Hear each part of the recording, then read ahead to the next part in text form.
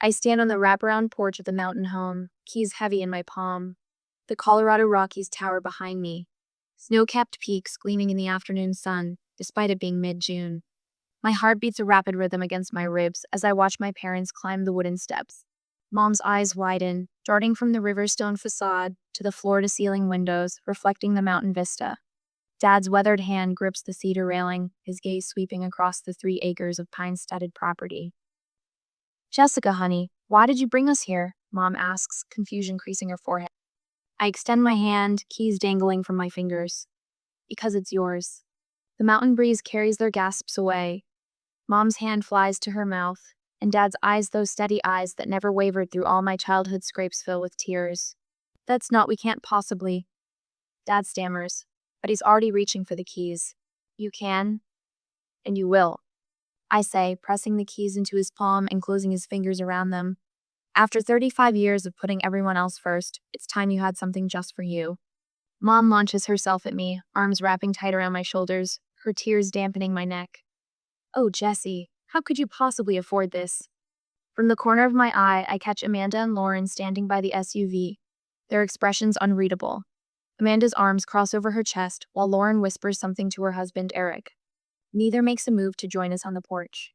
Later, as we sit in the great room unpacking the story, I explain about the years of 60-hour weeks, the promotions I chased relentlessly, the bonuses invested rather than spent. "Remember how you teased me about my boring condo when I could afford something flashier?" I smile at Dad. That was the point. Live beneath my means, save the difference. "But this should be your vacation home," Mom protests. "Not ours." I shake my head. "Daniel and I decided this together. We want you to have the retirement you deserve." I don't mention how I'd spent months scouring property listings, how my heart leapt when I found this place peaceful, private, perfect for parents who'd spent decades in a cramped suburban home, with too many mortgages and never enough savings. When evening falls, we gather on the deck. The mountains have transformed from harsh daylight definition to soft purple silhouettes against the darkening sky. Mom's arranged a cheese board on the teak table, and Dad's uncorked a bottle of champagne that Lauren brought their one contribution to the day. "To Jessica," Dad says, raising his glass, "for making an old man's dream come true." The others echo his toast. Amanda's smile doesn't reach her eyes. Lauren's gaze keeps drifting to the panoramic view, calculations almost visible behind her expression. "I've arranged for a property manager, Sarah, to handle maintenance," I explain, sipping my champagne. "She'll keep everything running smoothly when you're not here." "And when can we use it?" Lauren asks, leaning forward. Her tone carries an edge that makes Daniel squeeze my hand under the table. "It's Mom and Dad's house," I say evenly, "but they've agreed family can visit when it's available. You'll just coordinate with them." "Seems like a lot of house for just 2 people, Amanda's husband Jake remarks, eyeing the 4 bedrooms visible from the open second-floor landing. "Perfect for when the grandkids visit," Mom says quickly, patting his arm. I catch Amanda whispering to Jake when she thinks I'm busy refilling glasses. "Wasted space most of the year. Such a shame when..." Lauren shifts in her chair, directing her question to our parents, but glancing at me. "So about scheduling, summer weekends book up fast in the mountains. Should we put in requests now, or..." "Let's not get ahead of ourselves," Dad laughs. "We haven't even slept here yet." Daniel's hand finds mine again under the table, his thumb brushing my knuckles in silent warning. I catch his eye and see my own concerns reflected there. But then Mom starts talking about the garden she envisions planting next spring, and Dad jumps in with plans for a telescope on the upper deck, and their joy is so pure, so deserved, that I push my unease aside. I couldn't know then that my most generous gift would become the battleground for a family war I never saw coming. The bass-heavy music hits me before we even exit the car. Daniel winces beside me as children's screams pierce through the throbbing beat. We exchange a glance that communicates everything without words. "Ready?" he asks, reaching for the dish of roasted vegetables we brought. I nod, squaring my shoulders like I'm heading into a board meeting, rather than my parents' suburban backyard. The gate creaks as we push through. Dad stands hunched over the smoking grill, sweat beading on his forehead despite the patio umbrella's shade. When he spots us, relief floods his weathered face. "Thank God," he mutters, embracing me with one arm while flipping burgers with the other. "Your mom's been running herself ragged." Sure enough, Mom darts between tables, collecting abandoned juice boxes and half-eaten hot dogs. Her smile strained as she tries to maintain order in what looks like barely controlled chaos. Jessica! Amanda's voice carries across the yard, unnaturally loud. She sprawls in a lounger, margarita glass tilted precariously in her manicured hand. Lauren sits beside her, oversized sunglasses hiding her eyes, but not the flush spreading across her chest. A pitcher between them is nearly empty. Their husbands occupy the corner of the patio, beer bottles scattered around them like fallen soldiers. Jake gestures wildly, face inches from Eric's, their argument about baseball statistics escalating with each swig. No one watches the 5 children racing around the pool, despite the no running sign Dad installed last summer. You're here! Lauren lurches to her feet, sloshing her drink onto the concrete. She embraces me, alcohol fumes overwhelming her usual perfume. We've been day drinking since noon, don't judge. Wouldn't dream of it, I reply, disengaging myself to help Mom, who's struggling with a stack of plates. Let me, I say, setting down my phone on the table to take the plates from her trembling hands. A chorus of giggles draws my attention. 3 of my nieces and nephews crouch behind the snack table, whispering conspiratorially, eyes locked on me. 7-year-old Mason makes a pushing motion with his hands, and they nod in unison. Before I can react, they charge, arms outstretched toward my back, clearly intending to shove me into the pool. I sidestep instinctively, emotion as natural as breathing after years of corporate maneuvering. Their momentum carries them forward, little arms windmilling as they lose balance. 3 splashes follow in rapid succession. For one heartbeat, everything freezes. Then chaos erupts. 2 of the children thrash in the water, panic evident in their wide eyes. The 3rd dog paddles awkwardly, coughing. Daniel and I move simultaneously, diving into the pool fully clothed. The cold water shocks my system as I grab Mason under his arms, lifting him toward the surface. Daniel does the same with Emma, while Zoe manages to reach the edge herself. What the hell did you do? Amanda staggers toward the pool, face contorted with rage. I push sopping hair from my eyes, still holding Mason. They tried to push me. You pushed my babies into the pool. Lauren shrieks, yanking Zoe from the water so roughly the child cries out. They could have drowned. That's not what happened, Daniel says calmly, handing Emma to her father. They actually tried to... Shut up! Jake steps toward Daniel, shoulders squared. You could have killed them! My parents hover at the edge of the confrontation, Mom wringing her hands, Dad attempting to interject. No, wait a minute, I saw what happened. Stay out of this, Dad, Amanda snaps, not even glancing his way. Eric joins Jake, their postures mirroring each other as they advance toward Daniel. You think you're better than us, don't you? With your fancy job and your fancy condo. The children, now wrapped in towels, sob dramatically, encouraged by their mother's hysteria. Danielle catches my eye, a silent question. I give the barest nod. We're leaving, I announce, voice level despite the adrenaline coursing through me. Water drips from my clothes, forming puddles on the concrete. No one tries to stop us as we gather our things. Dad follows us to the car, his face creased with distress. They've been under a lot of stress lately, he says, helping me with the car door. You know how it is with kids. I really look at him and see the excuses he's made for my sisters their entire lives. That doesn't excuse what just happened, Dad, I say gently but firmly. You were helping them and they turned it into something ugly. He has no response to that. The drive home is quiet, our wet clothes adhering uncomfortably to the leather seats. Daniel reaches over to squeeze my hand, his touch grounding me. At home, I peel off my damp clothing and wrap myself in a robe, only then remembering my abandoned phone. Daniel's rings with a notification, then another. Your sisters, he says, handing me his phone. The messages scroll like poison. Amanda, how dare you endanger my children and then just leave? Lauren, Mason is traumatized. He could have died because of you. 5 more notifications ping in rapid succession, each message more vitriolic than the last. The final text stops me cold. Amanda, after everything we've done for you and that house, this is how you repay us? I stare at the screen, pulse quickening. What does she mean, everything they've done for the house? Daniel's expression darkens. I don't know, but I think we should find out. My stomach twists with dread, a premonition forming that whatever awaits me will forever change how I see my family. Amanda's final text burns in my mind. After everything we've done for you and that house. I sit at my desk, the blue light of my laptop illuminating my face in the darkness of our home office. Daniel sleeps down the hall, but rest eludes me. My sister's words echo, a puzzle piece that doesn't fit the narrative I've understood until now. What could they possibly have done for a house that belongs to our parents? A house I purchased? My fingers hover over the keyboard before typing the address into Google. The search results populate, and my breath catches. The third result isn't a property record or a map location. It's a vacation rental listing. I click, and my parents' retirement sanctuary fills the screen professionally photographed, staged with decorative touches I don't recognize. Sullivan Family Mountain Retreat. The headline reads, $2,500 week. Perfect for families and small gatherings. My stomach drops as if I'm in free fall. The calendar on the side shows nearly every week of summer blocked out in red. Booked. I click to another tab.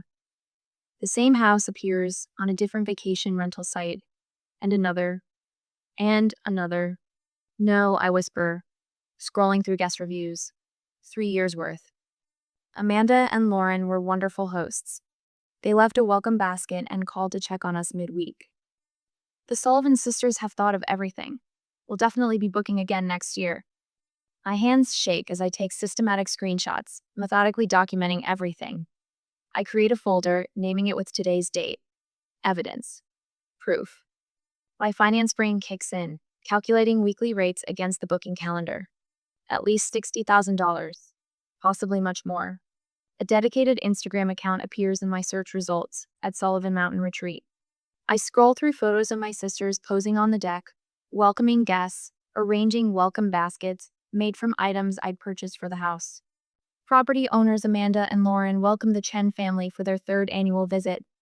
One caption reads, "My sisters beaming with the unearned pride of hosts showing off their property." I reach for my phone, my hand trembling so badly I nearly drop it. I tap my father's contact, placing the call on speaker while I continue gathering screenshots. "Jesse?" His voice is thick with sleep. "Everything okay? It's almost midnight." "Dad, I need you to wake up Mom and put me on speaker." My voice sounds strange, distant even to my own ears. "What's wrong?" Concern sharpens his tone. "Please, Dad, just get Mom." I hear rustling, murmured conversation, then my mother's worried voice. "Jessica, what's happened?" I take a deep breath. "Have either of you rented out the Colorado house to vacationers?" Silence, then confusion. "What? No, of course not. Why would we do that?" "Someone has been." I swallow hard. "For 3 years." "That's impossible," Mom says, but uncertainty has crept into her voice. "Who would?" "Amanda and Lauren." I say, and the words taste bitter. "They've been renting it out every week it's available. They've made at least $60,000. Dad's sharp intake of breath is audible. "No, they wouldn't do that behind our backs." I'm looking at the listings right now. Their names are all over the reviews. They've created an Instagram account. They're posing as the owners. "Oh my God," Mom whispers. "The house was for family," Dad says, his voice hardening with each word. "Not for profit." I'm sending you everything I've found. I email the folder of screenshots. We need to confront them. Together. "Come for dinner tomorrow," Mom says, her voice quavering. "I'll tell them it's a family meeting about summer plans." "Don't tip them off," I warn. "Let them walk in blind." "Like they kept us blind for 3 years?" Dad's anger vibrates through the phone. "We'll see you at 6. The atmosphere in my parents' dining room crackles with tension. My tablet sits at the head of the table, face down. Mom keeps glancing at it, then away, as if it might suddenly animate. Dad stands rigid by the window, watching the driveway. "They're here," he announces as a gleaming SUV pulls up. Another follows. My sisters and their husbands emerge, laughing about something, utterly unaware of the storm awaiting them. Daniel squeezes my knee under the table. "Stay calm," he murmurs. The front door opens, voices filling the entryway. Jake's booming laugh. Eric's rapid-fire commentary. My sisters talking over each other. They enter the dining room with the confidence of people who've never faced consequences. Jarek heads straight to the liquor cabinet, helping themselves to Dad's scotch without asking. "Family meeting, huh?" Lauren says, dropping into a chair. Is this about the 4th of July at the lake house? Because we've already booked our flights to Colorado. My father clears his throat. Actually, we need to talk about the Colorado house. Amanda rolls her eyes. If this is about the pool toys we left on the deck, the cleaner was supposed to. It's not about pool toys. I flip over the tablet, tapping the screen. The vacation rental listing fills the display. I turn it toward them. It's about this. The room freezes. 4 faces cycle through expressions. Confusion, recognition, alarm, and most tellingly, calculation. What is this? Lauren attempts, but her voice lacks conviction. Don't. I swipe to the next screenshot. Your names are in the reviews. You created an Instagram account. You've been renting out mom and dad's house for 3 years. You've been what? Mom's voice breaks. This is some kind of misunderstanding. Amanda begins, but Jake cuts her off. Look, you don't even use it, he says, glass in hand, scotch sloshing dangerously. We're just being efficient with a family asset. Efficient? Dad's voice rises. It's not an asset. It's our home. Let's be realistic. Lauren says, her gaze calculating. You make more than enough money, Jessica. The house sits empty most of the time. You simply found a way to make it useful. How could you do this behind our backs? Mom asks, and the raw hurt in her voice slices through the room. Instead of contrition, Amanda straightens, defiance hardening her features. We've been managing it beautifully. The guests love us. You should be thanking us for maintaining the place, Lauren adds, crossing her arms. Do you know how much work it takes to clean between guests? To coordinate bookings? I stare at them, these strangers wearing my sister's faces. The conversation takes a turn so shocking, so utterly disconnected from reality, that for a moment I wonder if I've misheard. Since you're so successful, Lauren continues, leaning forward, you should be covering our kids' college funds anyway. Family helps family. We wouldn't need the rental income if you stepped up. The room falls silent. I stand slowly, my chair scraping against the hardwood floor. When I speak, my voice is quiet but edged with steel. You've been stealing from me for 3 years. Amanda waves dismissively. Don't be so dramatic. We're family. The word family twists in my chest, a knife turning. I look at these people my blood and see only entitlement staring back. Not anymore. I gather my tablet, my movements precise, controlled. You have 24 hours to remove your belongings from the property. After that, anything left will be discarded. You can't do that. Eric slams his glass down. She can, my father says, moving to stand beside me. His hand finds my shoulder, warm and solid. And we support her. You've crossed a line that can't be uncrossed. Lauren's face contorts with fury. This is about money? After everything we've sacrificed to? This was never about money. I cut her off. This was about trust, about respect, things you clearly don't understand. As I walk out with Daniel and my parents, I feel something shift irrevocably. The family I thought I had disintegrates behind me, replaced by the stark reality of who they truly aliened, who I must become to protect what's mine. What I don't yet know is how far they'll go to keep their secret cash flowed, the dangerous lengths I'll have to match to end this war they've started. I need a full security overhaul.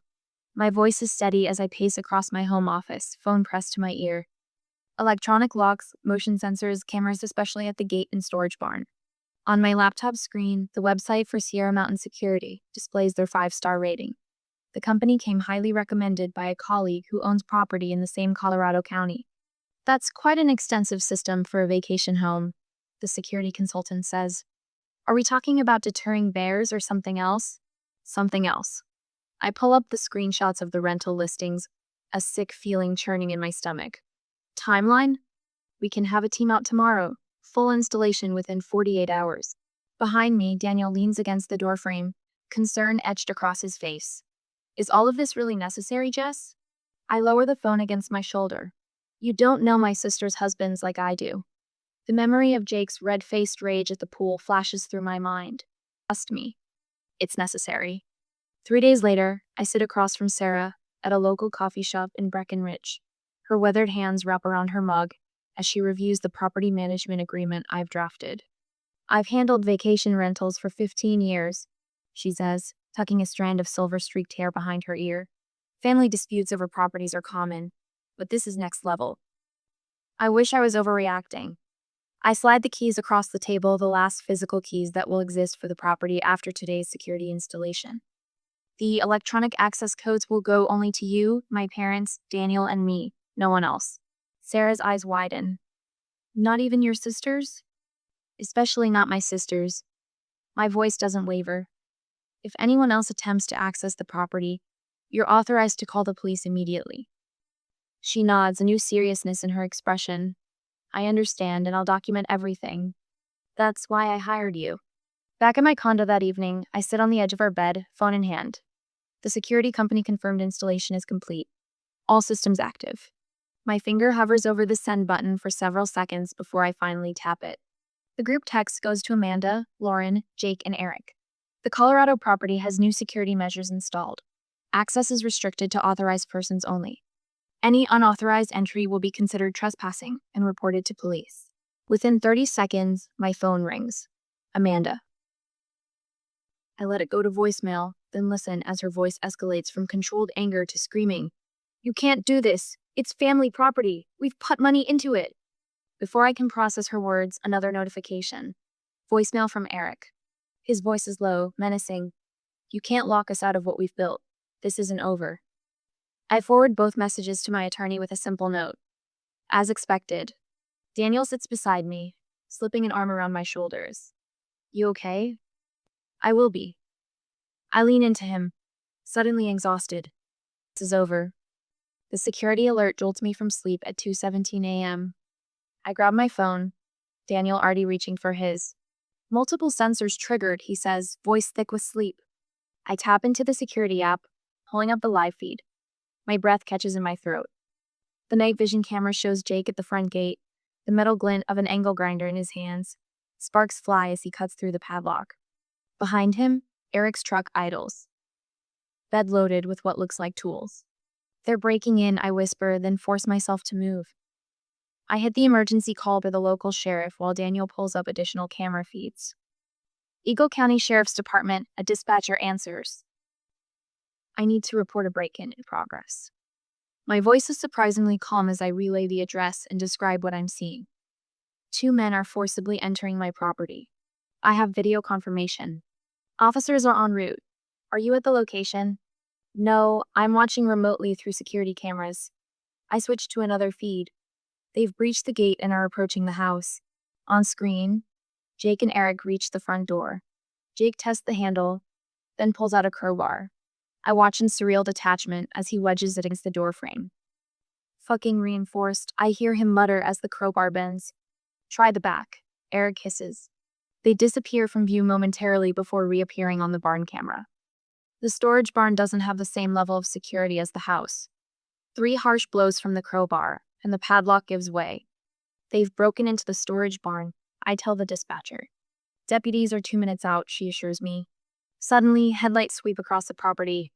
Not the deputies, Sarah's SUV pulls up, followed seconds later by 2 sheriff vehicles, light bars flashing. Jake and Eric emerge from the barn, tools in hand, freezing like deer in headlights. This is my sister, in-law's place, Jake shouts, raising his hands. We're just checking on it. Sarah steps forward, tablet in hand. I'm the authorized property manager. These men have no permission to be here.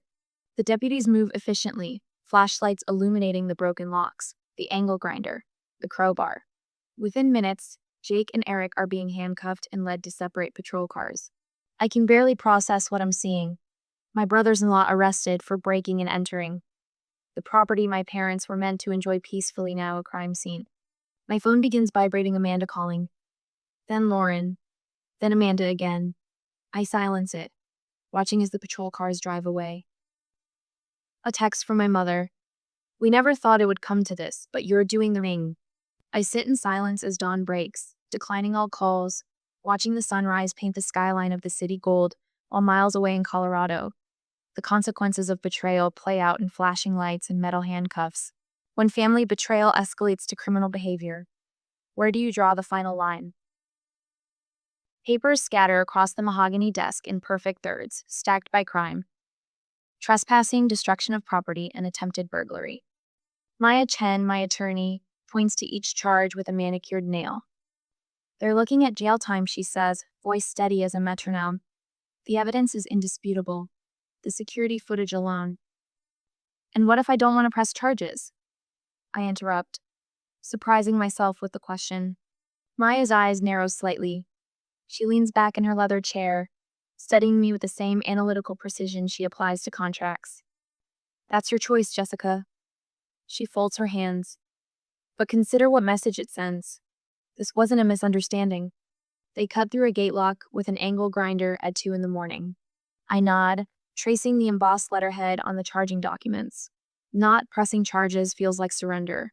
Like telling Jake and Eric their behavior is acceptable. Like telling my sisters the past 3 years of deception don't matter. I'm not dropping the charges, I say finally. I just needed to hear the options. The doorbell rings 3 times in rapid succession. An urgent summons that makes my heart stutter. Through the peephole, I see Amanda and Lauren on my doorstep, each with children clutching their hands, a living, breathing guilt trip arranged on my welcome mat. I open the door but block the entrance with my body. Amanda's eyes are red-rimmed, her mascara slightly smudged. Lauren's face remains more composed, calculating. We need to talk, Amanda says, voice breaking as she nudges her youngest forward. The kids miss their aunt. The small faces looking up at me twist something in my chest, but I recognize the manipulation for what it is. These children haven't been allowed to see me in months long before the break-in. This isn't appropriate, I say, keeping my voice gentle for the children's sake. They made a mistake. Amanda pleads, tears spilling now. They acted stupidly, but jail would destroy our families. Think about your nieces and nephews, Jess. Lauren steps forward, hand on Amanda's shoulder in a show of solidarity. We can work something out between us. Family handles things privately. My fingers tighten on the doorframe. This isn't a negotiation. It's consequences for their actions. You've always been so rigid, Lauren snaps, the veneer of reasonableness cracking.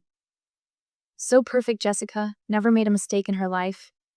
Breaking into someone's property with power tools isn't a mistake, I say, my voice lowering to ensure the children don't hear. It's a crime, one with consequences. Please leave. I close the door on their protests, slide down against it, and press my palms to my eyes until stars appear. The email arrives 3 days later, the subject line an innocuous settlement proposal. I forward it to Maya before opening it myself.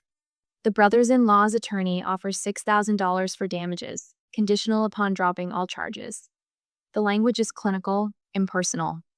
Not once does it acknowledge the 3-year rental scheme or the deliberate nature of the break-in attempt. I type a single word reply. Insufficient. My phone rings within minutes. Maya's voice carries approval.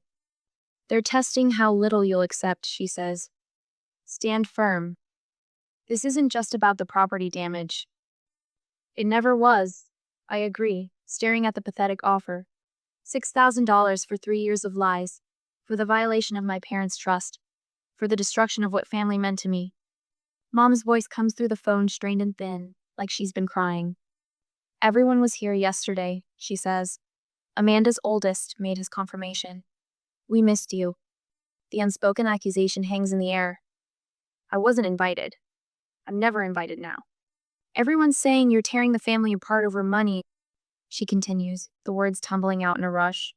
Lauren says you're being vindictive because they found a way to make the house useful when it was sitting empty. I press my fingertips to my temple, where a headache builds. This was never about money. It's about respect and trust. I know, honey, she sighs. I just wish. Dad's voice cuts in, deeper and steadier. We support you, honey. Do what you need to do. We've let them walk all over this family for too long. The simplicity of his support loosens something tight in my chest. The conference room feels too warm despite the air conditioning. Jake and Eric sit across the table, shoulders hunched, eyes fixed on the wood grain. They haven't looked at me once since entering. Their attorney, a silver-haired man with a practiced smile, slides a document across the table. My clients are prepared to offer $8,200 for all damages, plus your legal fees, he says smoothly.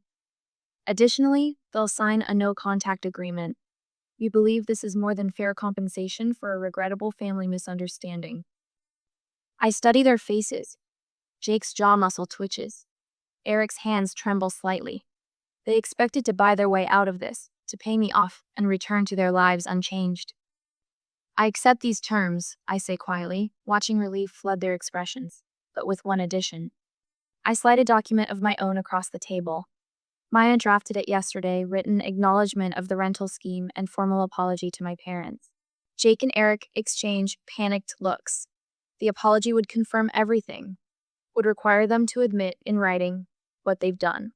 This is unnecessary, their attorney begins, but I interrupt. It's my only condition, I say, voice steady. Without it, we proceed to court. 10 minutes of whispered consultation follows. Jake's face flushes red, Eric's pales to ash. But eventually they pick up their pens. As they sign, hands slightly shaking, I lean forward. This isn't about money, I tell them, meeting their eyes at last. It's about truth. The restaurant is neutral territory, halfway between my condo and my parents' house. Mom and Dad arrive together, looking older than they did 6 months ago. I slide the brothers in. Law's signed confession across the table. Dad reads it first, his weathered hand trembling with suppressed anger. He passes it to Mom, whose tears fall silently onto the linen tablecloth. $60,000, she whispers. Behind our backs, using our name with strangers in our home. I'm sorry, I say, though it's not my apology to make. You have nothing to be sorry for, Dad says firmly. I take a deep breath. This is the hardest part. I can't do this anymore, I tell them. I'm cutting ties with Amanda and Lauren completely. Mom begins to protest, but I shake my head. I'll always be your daughter, but I can no longer be their sister. Not after this. Dad reaches across the table and covers my hand with his. Family is earned, he says simply, and they haven't earned you. Outside, snow begins to fall, covering the city in hushed white. Inside, something breaks and heals simultaneously. I grip the steering wheel as we round the final curve of the mountain road, my heart quickening. The Colorado peaks rise before us, unchanged and majestic against the cerulean sky. Daniel's hand covers mine briefly. A silent reassurance. You okay? He asks. More than okay, I say, surprised by the truth in my words. The vacation home appears through the pines, transformed from the site of betrayal into something renewed. Fresh cedar trim frames the windows, and gardens bloom where there was once only scrub grass. Me mother's vision realized in vibrant waves of columbine and black-eyed Susans. The new wraparound deck gleams in the afternoon light. And there they stand, Mom and Dad, on the porch steps, waiting. Not with the overwhelmed tears of a year ago, but with genuine smiles that reach their eyes. Something in my chest uncoils. Dad bounds down the steps with an energy I haven't seen in years. There she is, he calls, embracing me with arms that feel solid, secure. Mom wraps her arms around us both, her familiar lavender scent enveloping me. This embrace feels different, stronger, more authentic, without the shadow of my sisters hovering at the edges. I take a deep breath of pine-scented mountain air. It finally feels right again. Mom links her arm through mine as we climb the porch steps. Wait until you see what we've done inside. The interior has been cleansed of all traces of rental usage. No more hotel-style furnishings, no laminated instruction sheets, no lockboxes for guest keys. Instead, the great room welcomes us with leather couches arranged around the River Rock fireplace. Photos line the mantel. Mom and Dad on their anniversary hike, the four of us at Christmas, Daniel and me summiting a nearby peak last fall. And here, Mom says, leading me to a window nook I barely recognize. Plush cushions and shelves of dog-eared books create a reading sanctuary. Your father built the bookshelves himself. Dad shrugs off my impressed look. YouTube tutorials, he confesses with a wink. We actually get to enjoy it the way you intend it now, Mom says, squeezing my hand. They show us to the upstairs guest roomy room. They insist preserved for our visits with the mountain view I'd fallen in love with when I first found this property. Later, we gather around the fire pit as stars punch through the darkening sky. The flames cast dancing shadows across our faces while Dad stokes the embers. The silence feels comfortable until he clears his throat. They're still struggling to understand what they did wrong, he says quietly. The first mention of my sisters in months. I don't ask how he knows this. The small Colorado town grapevine likely keeps him informed. Or perhaps they've reached out directly. It doesn't matter. Some people never will. I say, my voice steady. Mom squeezes my hand. We understand, and that's enough. The tension I'd been carrying releases, smoke rising into the night sky. Morning brings breakfast on the deck, fresh coffee, blueberry pancakes, and easy laughter that would have been impossible before. Dad tells stories about the local wildlife that has visited, and Mom details her plans for expanding the garden next spring. I watch them, these parents who raised 3 daughters but now fully embrace their redefined family. Smaller, perhaps, but healthier. Dad raises his coffee mug suddenly to boundaries that protect peace. We lift our mugs in unison, the simple gesture symbolizing more than words could express. That afternoon, I walk the property alone as the sun begins its descent behind the mountains. I remember my original vision for this gift to sanctuary, where my parents could finally breathe after decades of giving everything to their children. It has finally become reality, though not the way I expected. My phone buzzes in my Paquita notification from Amanda or Lauren, still sending messages though they remain blocked. I silence it without reading and turn back toward the house where my real family waits. Later, as Daniel and I drive away, I take one last look at my parents waving from the porch, silhouetted against the mountains. I lost sisters but saved myself. Some prices are worth paying, I say. Daniel navigates the winding road with careful precision. You didn't lose family. You just redefined it. I smile as the house disappears in the rearview mirror, the mountains standing tall behind us. The sanctuary is rebuilt, not just the house, but the bond we matter. Family isn't just about blood, it's about respect, trust, and mutual care. Jessica lost the family members who couldn't value her beyond what she could provide, but strengthened bonds with those who loved her for herself. What boundaries have you set to protect your peace? What relationships have you had to redefine? Share your experiences in the comments below. Don't forget to like, subscribe, and hit that notification bell for more real-life stories of courage and boundaries.